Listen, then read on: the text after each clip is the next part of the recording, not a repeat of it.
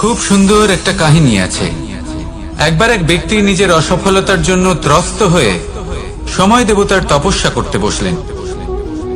উনি তপস্যা করলেন এবং সময় দেবতা প্রসন্ন হলেন, মানুষের রূপ ধারণ করে ওনার সামনে প্রকট হলেন। এবার সেই ব্যক্তি ওনাকে জিজ্ঞেস করলেন যে কি এমন আছে যার জন্য আপনি বারবার জয়ী হন আর আমি চিরকাল পরাজিত হয়ে থাকি? কেন এত পরিশ্রম করা সত্ত্বেও আমি সাফল্য লাভ করতে পারি না? তখন সময় দেবতা উত্তর দিলেন যে দিন হোক বা রাত, ঝড় হোক বা ভূমিকম্প, রোদ হোক বা বৃষ্টি হোক, সময়ের সূত্রপাত হোক বা প্রলয়, আমি থামি না, আমি চলতেই থাকি। আর সেই জন্য যিনি থেমে যান তিনি পরাজিত হন আর আমি জয়ী হই। এটাই আমাদের শিখতে হবে। জীবনে সবসময় চলতে থাকুন, কখনো থামবেন না। হ্যাঁ, কিছুক্ষণের জন্য বিরতি নিতে পারেন, বিশ্রাম করার জন্য, নিজেকে আরো সশক্ত করে তোলার জন্য, কিন্তু থেমে যাবেন না। নিরন্তর কর্ম করতে থাকুন, পরিশ্রম করতে থাকুন, তবেই এই সংসার আপনাকে মনে রাখবে। আসুন আমার সাথে ভালোবেসে বলুন রাধা রাধা। একটা শব্দ আছে, পরিস্থিতি।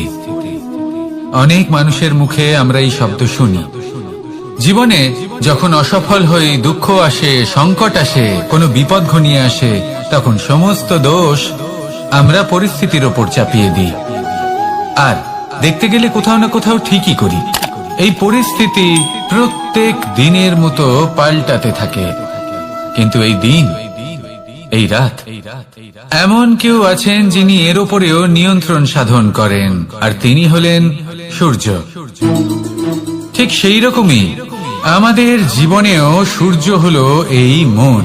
যদি এই মনের উপর আমরা নিয়ন্ত্রণ করতে পারি, তাহলে আমরা জীবনকেও নিয়ন্ত্রণ করতে পারবো। প্রথমে এই মনের রাজা হয়ে উঠতে হবে। তাই মনে রাখবেন, যদি মন দুর্বল হয় তাহলে পরিস্থিতি আমাদের সমস্যা বলে মনে হবে।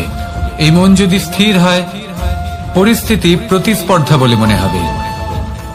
আর এই মন যদি শক্তিশালী হয়ে ওঠে, তাহলে যে কোনো পরিস্থিতি আপনার কাছে একটা সুযোগ মাত্র।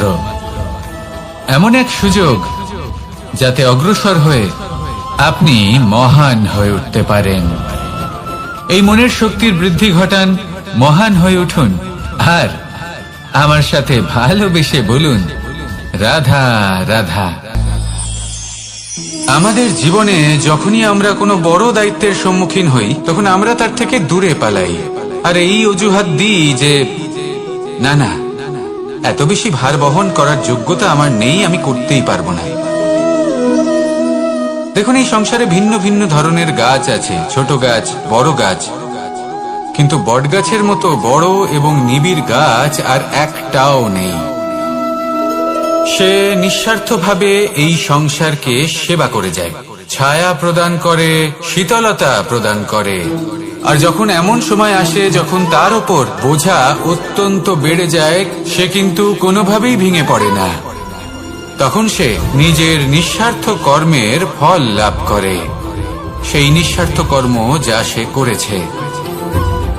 তার দেহ থেকে ছোট ছোট ঝুড়ি বার হয় এবং তা কাণ্ডের আকার ধারণ করে। সেই কাণ্ড মাটির কাছে পৌঁছয় এবং তারপর তা বটগাছের সহায়ক হয়ে ওঠে। সে ভেঙে পড়ে যায় না। এইভাবে আপনিও জীবনে নিঃস্বার্থভাবে সবার সেবা করুন, ভালোবাসুন, সবাইকে সাহায্য করুন। যেদিন আপনার ওপর বোঝা অত্যন্ত বেড়ে যাবে, সেদিন এই সব মানুষ আপনাকে সাহায্য করার জন্য আসবেন, আপনার শক্তি হয়ে উঠবেন, আর আপনি বটগাছের মতোই মহান এবং বিশাল হয়ে উঠবেন। আসুন আর আমার সাথে ভালোবেসে বলুন রাধা রাধা। আমাদের জীবনে গুরুজনেরা, জ্ঞানী মানুষজন সবসময় একটা কথা বলেন, ধৈর্য ধরো। শুধুমাত্র দুটো শব্দ, কিন্তু কতটা বিশাল সেটা বোঝার চেষ্টা করুন। ছোট একটা অস্ত্র হাতে নিন এবং একটা বিশাল পর্বতে নিরন্তর প্রহার করতে থাকুন, ধৈর্য ধরে সেই কাজ করতে থাকুন। এমন একদিন আসবে, এই বিশাল পর্বতে আপনি একটা পথ তৈরি করবেন। কোন ধনুর্ধর যখন নিজের বিদ্যা অর্জন করেন, তখন তাকেও ধৈর্য ধরতে হয়, তার নিজেকে সময় দিতে হয়, তবেই সে ধনুর্বিদ্যা শিখতে পারে। সেইভাবে আমাদের জীবনেও ধৈর্য ধরার খুব প্রয়োজন।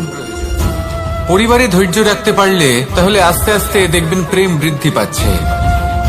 সমাজে যদি ধৈর্য রাখতে পারেন তাহলে আস্তে আস্তে এই সমাজ আপনাকে সম্মান করবে। যদি নিজের জীবনে ধৈর্য রাখতে পারেন তাহলে নিজে থেকেই আত্মবিশ্বাস বাড়বে, নিজের বিকাশ হবে। জীবনে সবই সম্ভব যদি ধৈর্য রাখতে পারেন। হয়তো আস্তে আস্তে হবে, কিন্তু হবে অবশ্যই। শুধু ধৈর্য রাখুন, কারণ ধৈর্যই সবথেকে বড় পুঁজি। আসুন আর আমার সাথে ভালোবেসে বলুন, রাধা রাধা। আমাদের সকলের জীবনে একটা লক্ষ্য থাকে যেটা আমরা লাভ করতে চাই। ঠিক যেন একটা প্রতিস্পর্ধা বিদ্যমান যে কে সব থেকে আগে নিজের লক্ষ্যে পৌঁছতে পারবে।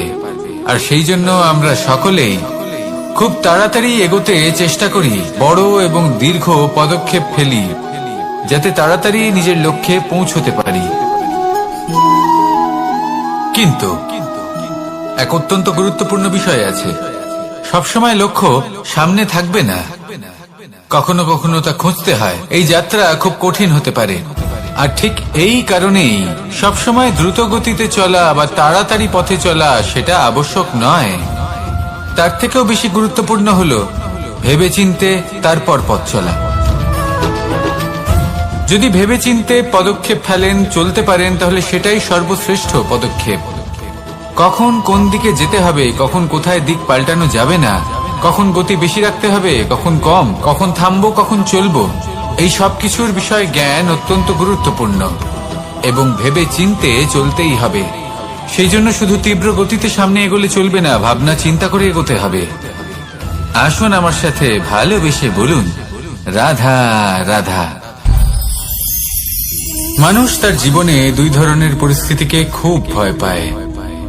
এক, কোনো কারণবশত কারোর সামনে নত হওয়া। দুই, কোনো কারণে নিজের চরিত্র থেকে, নিজের মূল্যবোধ থেকে বিচ্যুত হওয়া। এবার কেন হয় এরকম যে কথায় কথায় কারোর সামনে নত হতে হয়?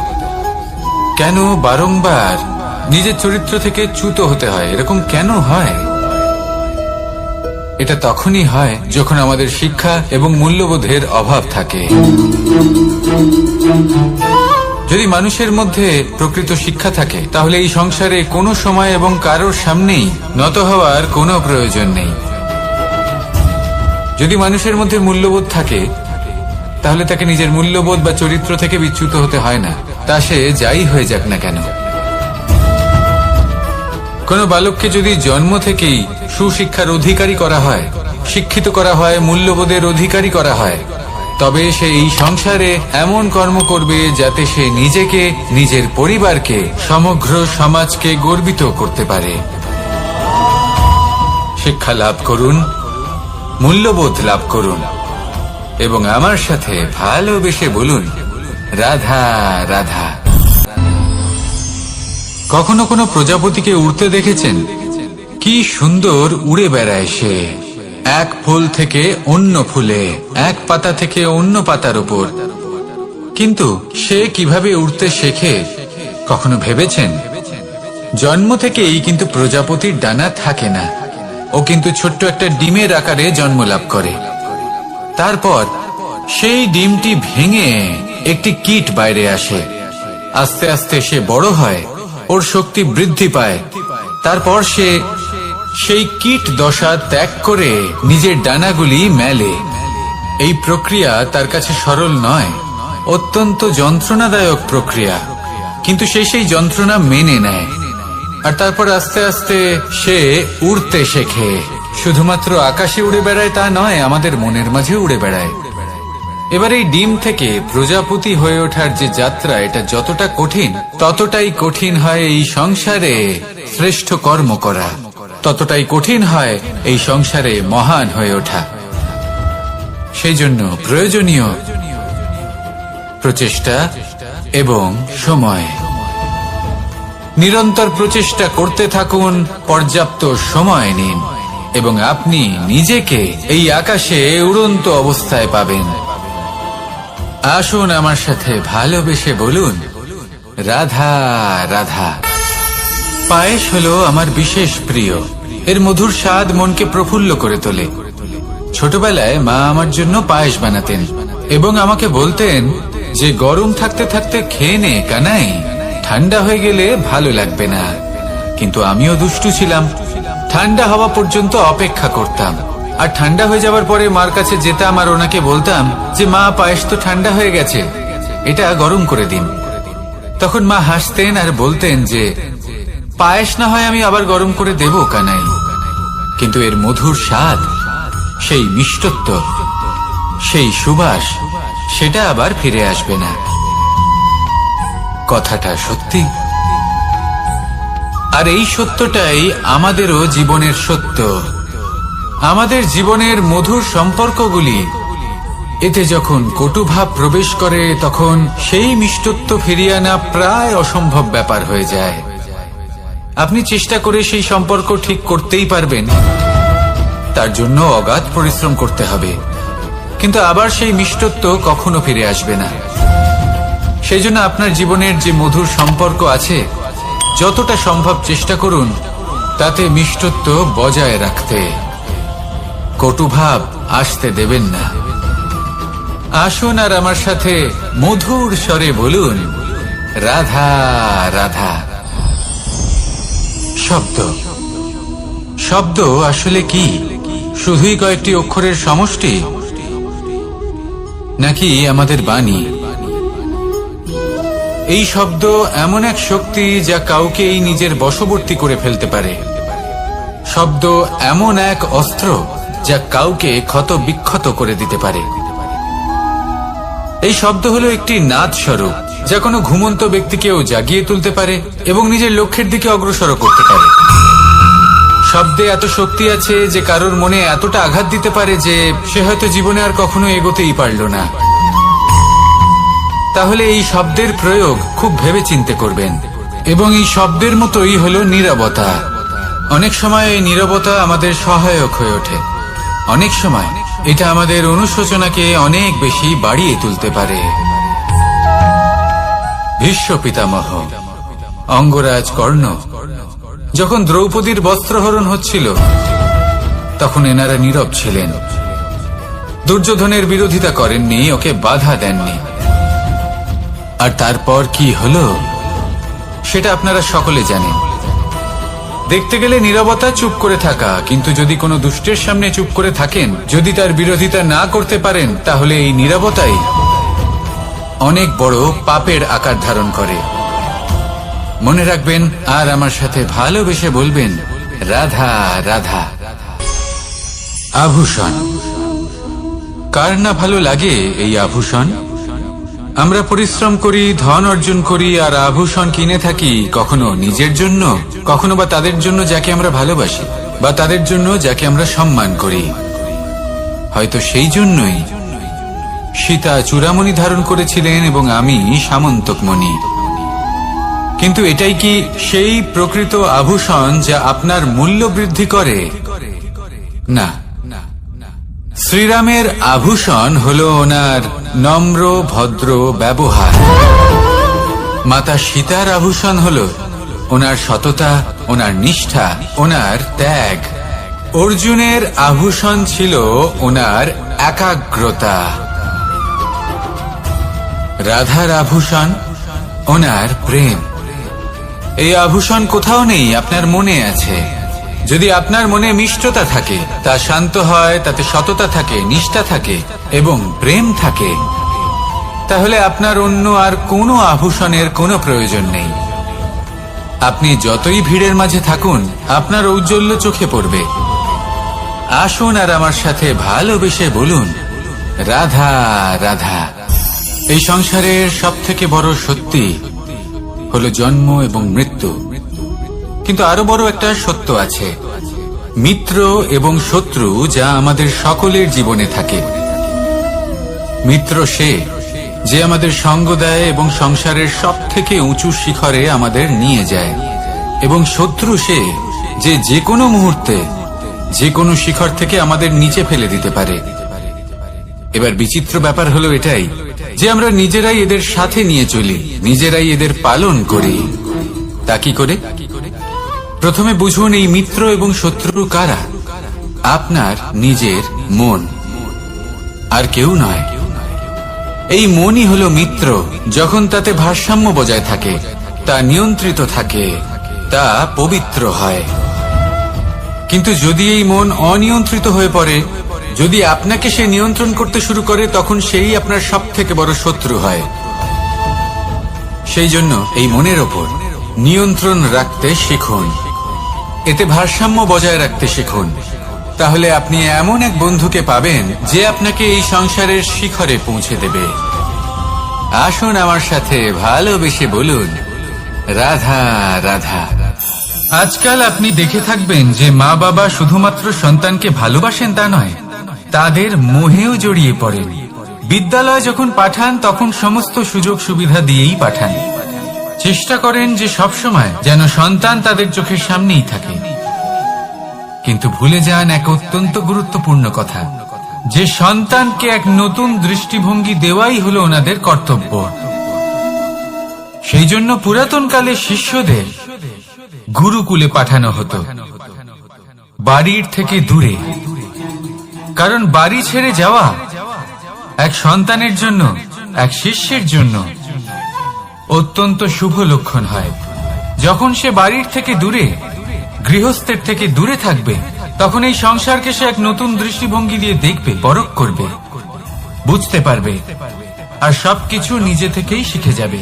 শিখে যাবে কখন আক্রমণ করতে হয়, কখন পিছু হটতে হয়, কিভাবে এই সংসারের সম্মুখীন হতে হয়। আর এটা আপনার দৃষ্টি ওকে শেখাতে পারবে না, ওর অভিজ্ঞতা ওকে শেখাতে পারবে। তাই মনে রাখবেন, যদি আপনি চান যে আপনার সন্তানের বিকাশ হোক, তাহলে অনেক সময় ওকে নিজের থেকে দূরে নিয়ে যেতে হয়। যদি মোহে আবদ্ধ থাকেন, তাহলে ওর বিকাশ কখনোই হবে না।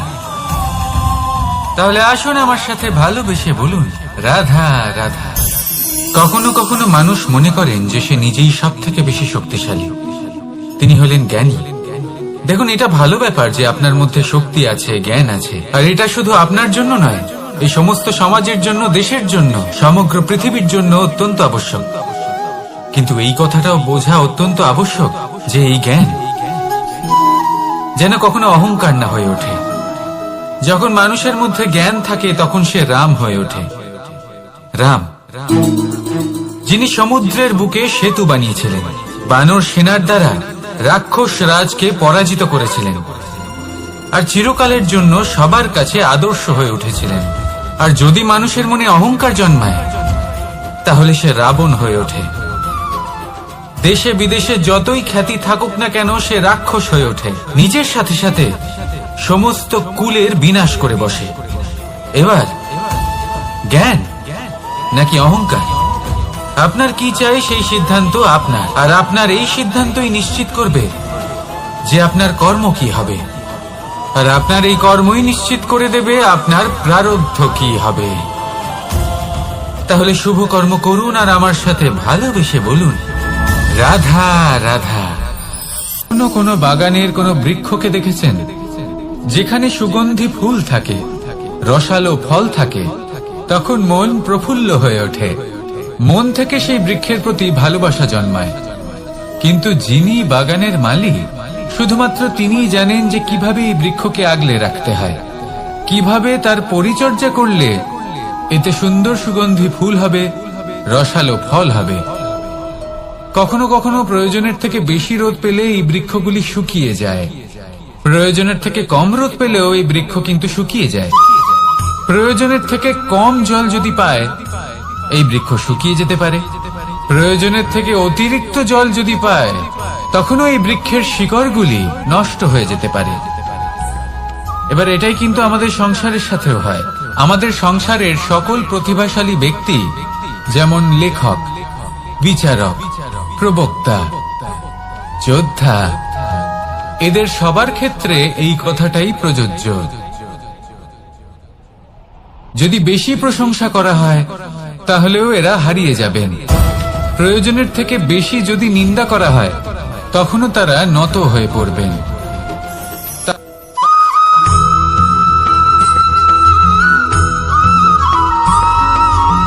পঞ্চতত্ত্বের মধ্যে দ্বিতীয় তত্ত্ব হল ধরণী, ভূমি, যাকে আমরা ধরণী মাতা বলি। এই ধরনী ধৈর্য ধারণ করে, আর এর ওপরেই আমাদের সমগ্র সংসার নির্ভরশীল। কারণ এই ভূমি সহ্য ক্ষমতা রাখে, এর সহ্য ক্ষমতা হলো অপরিসীম। সন্তান যতই আঘাত প্রদান করুক না কেন, প্রেম পূর্বক সহ্য করে, আর তার বদলে অমূল্য রত্ন প্রদান করে। সন্তান যদি হাল চালায়, তাহলে তার বদলে তাকে অন্ন প্রদান করে। এটাই হলো ধরনী। এবার এর থেকে আমরা কি শিক্ষা পেতে পারি? এটাই যে কারোর জন্য কিছু করা বা কাউকে কিছু দেওয়া মনে কোনো কামনা ছাড়াই। আর এই কথাটা বুঝে যান, যদি কারোর জন্য কামনা না রেখে বা কোনো পাওয়ার আশা না রেখে কারোর জন্য কিছু করেন বা কারোকে কিছু দেন, যদি এটা আপনি শিখতে পারেন, তবে আপনি ভালোবাসতে শিখে গেছেন। আর সেই জন্যই এই ধরিত্রীকে মাতা বলা হয়।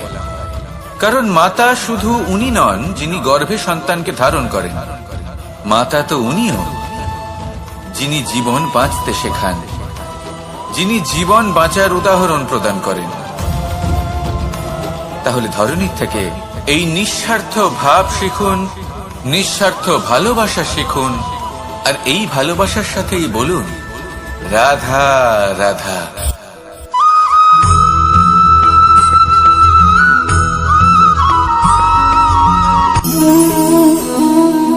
নিয়তি। রাধা আমাকে বলে, কৃষ্ণ, যদি তুমি জানো যে নিয়তিতে কি আছে, তাহলে তাকে বদলে দাও না কেন? মহাদেব আমাকে বলেন যে শ্রীকৃষ্ণ, যদি আপনি এটা জানেন যে সাম্বের নিয়তি এটাই, তাহলে আপনি তাকে বদলানোর চেষ্টা কেন করেন? কেন? কারণ আমি একজন পিতা, আর পিতার কর্তব্য এটাই, তিনি যেন সম্ভাব্য সব চেষ্টা করেন নিজের সন্তানের মঙ্গলের জন্য। নিয়তি আমি জানি, কিন্তু এটাও আমি জানি যে কর্মের থেকে বড় আর কোনো নিয়তি হতে পারে না। অভিজ্ঞতাও রয়েছে যে কর্মের হাতে নিয়তির এই চক্র বদলে যেতে পারে। তাই জীবনে যদি আপনার কখনো এমন মনে হয় যে এটা তো অসম্ভব, তখনও চেষ্টা করা কখনোই ছাড়বেন না। কে বলতে পারে আপনারই কর্মের কোনো এক বীজ হয়তো নিয়তির চাকায় আটকে গেল, আর নিয়তিকে নিজের পথ পাল্টাতে হল, ঠিক কিনা?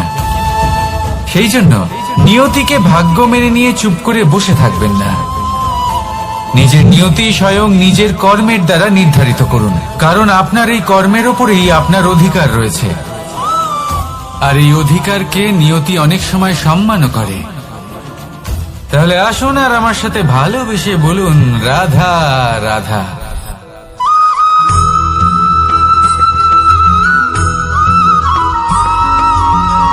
মানুষ ভাবেন যে ধন অর্জন করা হলো অত্যন্ত গুরুত্বপূর্ণ। তিনি আজীবন ধন অর্জন করতে থাকেন, ধন অর্জন করার চেষ্টা করতে থাকেন। সে যাই হয়ে যাক না কেন, পরিশ্রম করতে থাকেন। স্বাস্থ্যের দিকে নজর দেন না, না উচিত সময় খাবার খান, না উচিত সময় ঘুমোতে যান, না পর্যাপ্ত সময় পর্যন্ত ঘুমন, কিছুই না। ধন অর্জন করতেই থাকেন, করতেই থাকেন। আর কিছু সময় পরে যখন তিনি অসংখ্য ধন লাভ করে ফেলেন, তখন তার সাথে ওনার শরীরে অনেক রোগ বাসা বাঁধে। এইসব রোগের উপচার করতে করতে সেই সমস্ত ধন যা উনি অর্জন করেছেন তা তিনি ব্যয় করে ফেলেন। শেষ পর্যন্ত কি হয়? আমরা যেভাবে এসেছি ঠিক সেইভাবেই ফিরে যাই, ধন এখানেই থেকে যায়। দেখুন, একটা অত্যন্ত গুরুত্বপূর্ণ কথা রয়েছে যে আপনার বোঝা উচিত। এই যে ধন, তার ব্যবহার করুন জীবনকে আরো ভালো করে তোলার জন্য। ধনের সদ্ব্যবহার করা উচিত, এমন যেন না হয় এই ধন আপনাকে ভোগ করে ফেলে। এই জীবনকে নিশ্চিত রূপে আরো শ্রেষ্ঠ করে তুলুন। কিন্তু এই ধন অর্জন করার এই প্রক্রিয়াতে নিজের সারা জীবনকে নষ্ট করে ফেলবেন না।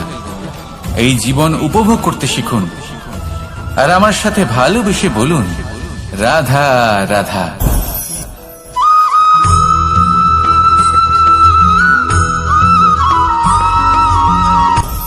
আপনি কখনো পর্বতের শিখরে উঠেছেন?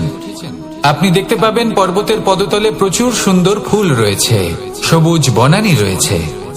যত আপনি ওপরে উঠতে থাকবেন তত ফুল কমতে থাকবে, সবুজ বনানী কমতে থাকবে। আরো কিছুটা ওপরে উঠলে কাঁটা জাতীয় গাছ দেখতে পাবেন, শুকনো গাছ দেখতে পাবেন। আরো যদি ওপরে ওঠেন তাহলে পাষাণ দেখতে পাবেন। আরো উপরে উঠলে হিমখণ্ড দেখতে পাবেন। এই যে পর্বত, তা মনুষ্য জীবনের সব থেকে উত্তম উদাহরণ। মানুষ যখন সাফল্যের শিখরে পৌঁছতে চান, মহানুভবতার শিখরে পৌঁছতে চান, পথে যত আস্তে আস্তে উপরে উঠতে থাকেন ততই ভৌতিক বস্তু তার থেকে বিচ্ছিন্ন হতে থাকে। যদি তিনি সেই ভৌতিক বস্তুগুলি ত্যাগ না করতে পারেন তাহলে কখনোই সেই স্থানে পৌঁছতে পারবেন না। আর মানুষ যদি উচিত ত্যাগ করতে পারেন, পথে অগ্রসর হতে থাকেন, এগোতে থাকেন, তাহলে একদিন না একদিন তিনি মহানুভবতার, জ্ঞানের, সাফল্যের হিমের স্বাদ অবশ্যই লাভ করবেন। মনে রাখবেন, মানব জীবনের ত্যাগ হলো অত্যন্ত গুরুত্বপূর্ণ অংশ। আসুন আমার সাথে ভালোবেসে বলুন, রাধা রাধা।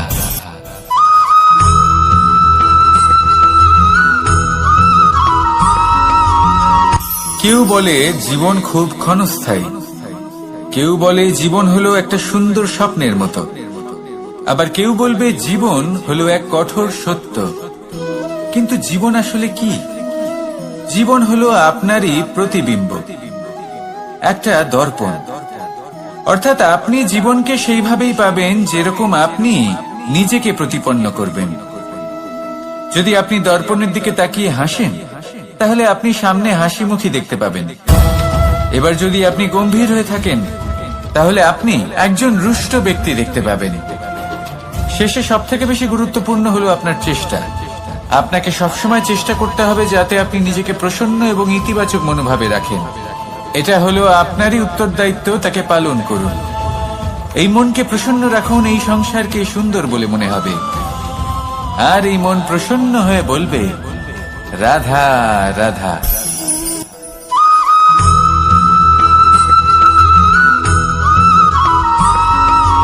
আমাদের শরীর প্রকৃতির সর্বশ্রেষ্ঠ রচনা। যে অঙ্গ প্রত্যঙ্গ আমরা লাভ করেছি প্রত্যেকটির মধ্যে একটি নিজস্ব বার্তা রয়েছে। একটু ভেবে দেখুন, দুটি চোখ দিয়েছে দেখার জন্য, দুটি কান দিয়েছে শোনার জন্য, নাসিকাও আছে দুটি, দুটি হাত দিয়েছে দ্বিগুণ পরিশ্রম করার জন্য। কিন্তু জীব শুধুমাত্র একটি।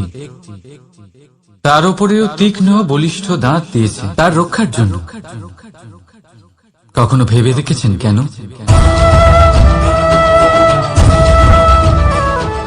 কারণ শব্দ আর শব্দের প্রয়োগ মানুষের সবচেয়ে বড় অস্ত্র, যার প্রয়োগ যত ভেবে চিন্তে করা যায় মানুষ তার জীবনে ততটাই উপরে উঠতে পারে। তাহলে মনে রাখুন, দেখুন, শুনুন আর বুঝুন বেশি, বলুন কম। রাধা রাধা।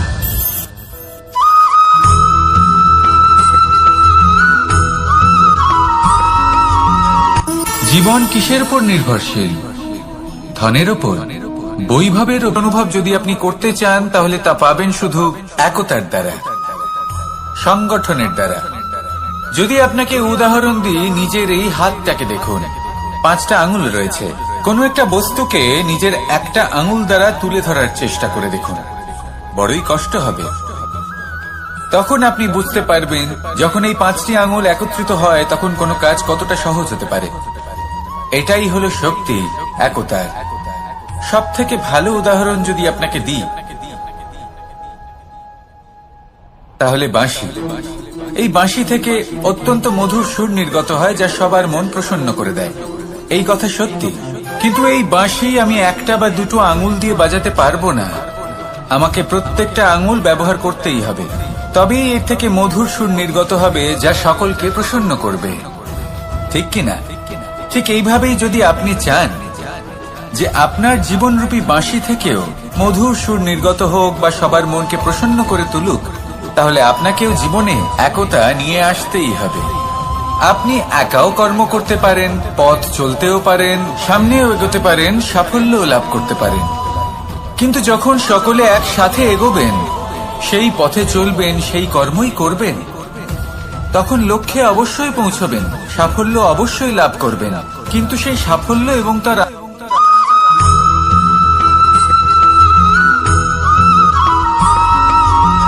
এই সংসারে সবথেকে বেশি কোমল বস্তু হলো রেশম। এই রেশম এতটাই কোমল হয় যে এর পুরো একটা থান শুধুমাত্র একটা হাতে ধরা সম্ভব। কখনো ভেবে দেখেছেন এই রেশম কিভাবে হয়? একটি কীট তার লালার দ্বারা উৎপন্ন হয়। এই কীট সেই রেশমকে পাক দিতে থাকে, পাক দিতেই থাকে, আর আস্তে আস্তে তার মধ্যেই জড়িয়ে পড়ে। শেষে ওর এই সুন্দর অমূল্য সৃষ্টি রেশমের এই সুতো তার নির্মাণ কার্য পূর্ণ হয়। কিন্তু তাতেই ও নিজে বন্দী হয়ে যায়। নিজেরই মায়াজালের এই বন্দী গৃহে নিজেই ফেঁসে যায়। এবার এই সুতোকে ব্যবহারযোগ্য করে তোলার জন্য এই কীটগুলিকে এই কবচের সাথেই ফুটন্ত জলে ফেলে দেওয়া হয়। এই সংসারে যদি আমাদের স্বপ্ন এই সংসারের দুঃখ হরণ করার জন্য, এই সংসারে সুখ বিতরণ করার জন্য হয়, তবেই আমাদের প্রগতি সম্ভব। যদি আমাদের এই স্বপ্ন শুধুই আমাদের এবং আমাদের স্বার্থ সিদ্ধির জন্য হয়, তাহলে এই স্বপ্ন আমাদের অন্ধ করে দেবে, আমাদের অন্ধকারের পথে নিয়ে যাবে, আর আমরাও সেই কীটের মতো হয়ে যাব। নিজেদেরই মায়াজালে আমরা নিজেই ফেঁসে যাব, আর শেষে আমরা যদি কিছু লাভ করি তা হবে একাকিত্ব, অন্ধকারময় মৃত্যু। তাই স্বপ্ন অবশ্যই দেখুন, কিন্তু এমন ভাবে স্বপ্ন দেখবেন না যে তার এই বন্দিগৃহে আপনি নিজেই ফেঁসে গেলেন। স্বপ্ন দেখুন পরোপকারে।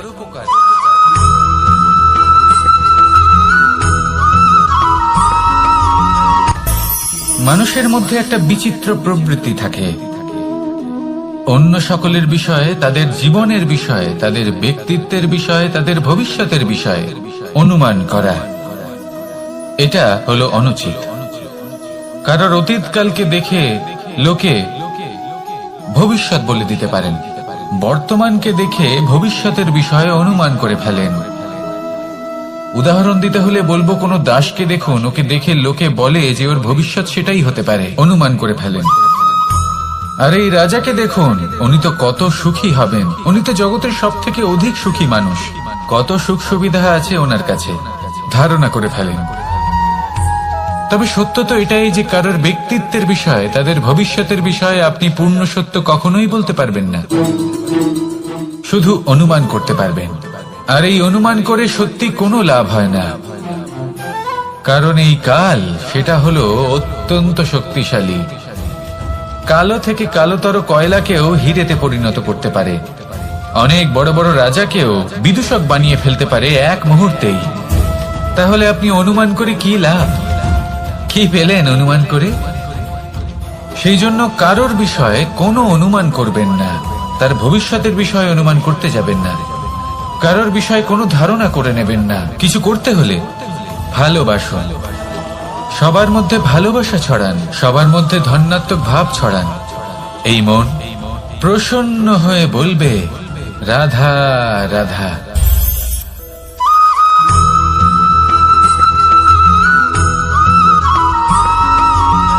পঞ্চতত্ত্বের মধ্যে দ্বিতীয় তত্ত্ব হল ধরণী, ভূমি, যাকে আমরা ধরণী মাতা বলি।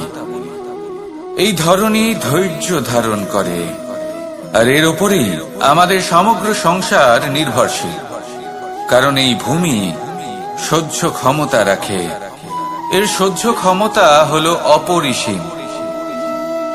সন্তান যতই আঘাত প্রদান করুক না কেন, প্রেম পূর্বক সহ্য করে, আর তার বদলে অমূল্য রত্ন প্রদান করে। সন্তান যদি হাল চালায়, তাহলে তার বদলে তাকে অন্ন প্রদান করে। এটাই হলো ধরণী। এবার এর থেকে আমরা কি শিক্ষা পেতে পারি? এটাই যে কারোর জন্য কিছু করা বা কাউকে কিছু দেওয়া মনে কোনো কামনা ছাড়াই, আর এই কথাটা বুঝে যান, যদি কারোর জন্য কামনা না রেখে বা কোনো পাওয়ার আশা না রেখে কারোর জন্য কিছু করেন বা কারোকে কিছু দেন, যদি এটা আপনি শিখতে পারেন, তবে আপনি ভালোবাসতে শিখে গেছেন। আর সেই জন্যই এই ধরিত্রীকে মাতা বলা হয়, কারণ মাতা শুধু উনি নন যিনি গর্ভে সন্তানকে ধারণ করেন, মাতা তো উনিও যিনি জীবন বাঁচতে শেখান, যিনি জীবন বাঁচার উদাহরণ প্রদান করেন। তাহলে ধরনীর থেকে এই নিঃস্বার্থ ভাব শিখুন, নিঃস্বার্থ ভালোবাসা শিখুন, আর এই ভালোবাসার সাথেই বলুন রাধা রাধা।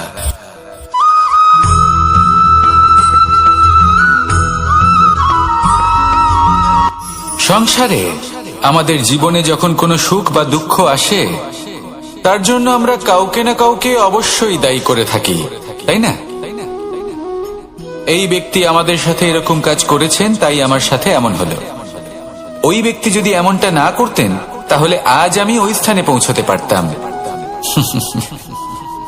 সবই আপনার দৃষ্টিভঙ্গির উপর নির্ভরশীল, আর যদি আপনার দৃষ্টিভঙ্গি এমন হয়, তাহলে তা অনুচিত। সত্যি কথা বলতে এই সংসারে ভিন্ন ভিন্ন ধরনের মানুষ আছে।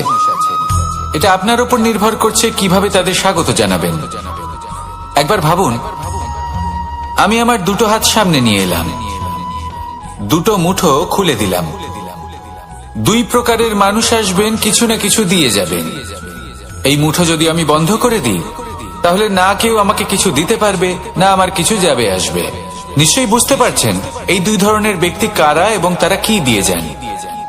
আমি যদি নিজের মুঠো খুলে দিই, তাহলে কিছু ভালো মানুষ আসবেন, আমাকে আনন্দ, সন্তুষ্টি, জ্ঞান প্রদান করে যাবেন, ভালো অভিজ্ঞতা দিয়ে যাবেন। কোনো খারাপ ব্যক্তি যদি আসেন, তাহলে তিনিও খারাপ অভিজ্ঞতা দেবেন, যার থেকে আমি শিক্ষা লাভ করব। এই সব কিছু আমি লাভ করতে পারি। মুঠো যদি বন্ধ করে রাখি, তাহলে আমি কিছুই পাবো না। দেখুন, এই সংসারে প্রত্যেকের জীবনে এইরকম, প্রত্যেকের জীবনে সবকিছুই আছে, ভালো খারাপ দুই মানুষই আছে, ভালো অভিজ্ঞতা আছে, খারাপ অভিজ্ঞতা আছে। নির্ভর করছে আপনার উপর যে আপনি কি করবেন, এনাদের স্বাগত কিভাবে জানাবেন, কার থেকে কি বুঝবেন, কি শিখতে পারবেন, আর কোন দৃষ্টিভঙ্গি নিয়ে অগ্রসর হবেন। এটাই নির্ধারণ করবে যে আপনার জীবন কেমন হবে। আসুন আমার সাথে ভালোবেসে বলুন রাধা রাধা।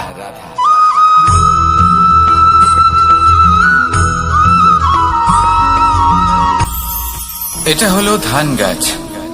এর থেকে যে চাল উৎপন্ন হয় তা মানুষ গ্রহণ করেন। আর এটা কি? এ হলো জংলি ঘাস। একবার ভেবে দেখুন, যদি এই জংলি ঘাস ধান গাছের আশেপাশে থাকে, তাহলে কি হবে? ধান উৎপন্ন হতে পারবে?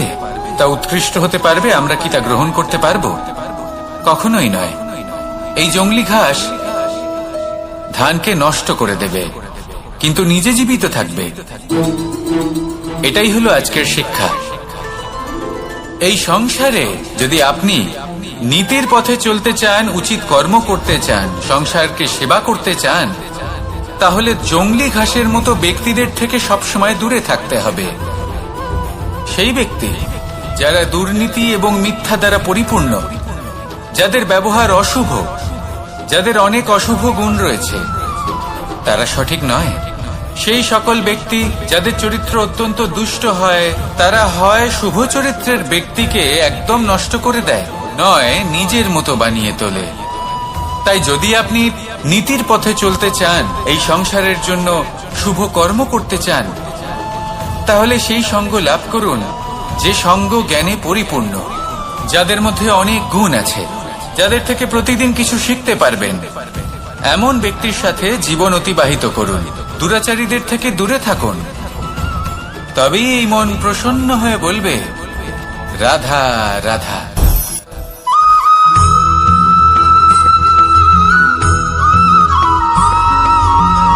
মানুষের মানসিকতা এমন হয় যে সে যতটা করে আশা করে যে তার থেকে অনেক বেশি তার বদলে সে পাবে। দেখুন, সবকিছুই আপনার ভাবনা চিন্তার উপর নির্ভর করছে। আপনি যদি ফলের বিষয়ে ভেবে কর্ম করতে থাকেন, তাহলে সেটা অনুচিত। জীবনের আসল আনন্দ হলো নিজের কর্ম করতে থাকা, ফলের চিন্তা করা উচিত নয়। যদি আপনি এরকম ভাবেন যে আমি এতটা করছি, আমার এতটা পাওয়া উচিত, সেই ভাবনা অনুচিত। যদি আপনি সেবার মানসিকতা নিয়ে কর্ম করতে থাকেন, কর্মচক্রে প্রবাহিত হন, যদি আপনি এমন ভাবনা রাখেন যে আমি এতটা পাচ্ছি, তাই এর থেকে অনেক বেশি আমি কর্ম করব, তাহলে নিশ্চিত রূপে আপনি যতটা করছেন তার থেকে অনেক বেশি আপনি পাবেন, আপনার আশার থেকে অনেক বেশি আপনি পাবেন। শুধু জীবনে অনেক বেশি কাজ করতে থাকুন, ফলের চিন্তা করবেন না। আর মনে রাখবেন, এই ভাবনাই সব থেকে বড় বীজ। কর্মের উপর বিশ্বাস রাখুন, জীবনে যা যা আপনি চান সবই সুখময় হবে। আসুন আর আমার সাথে ভালোবেসে বলুন, রাধা রাধা।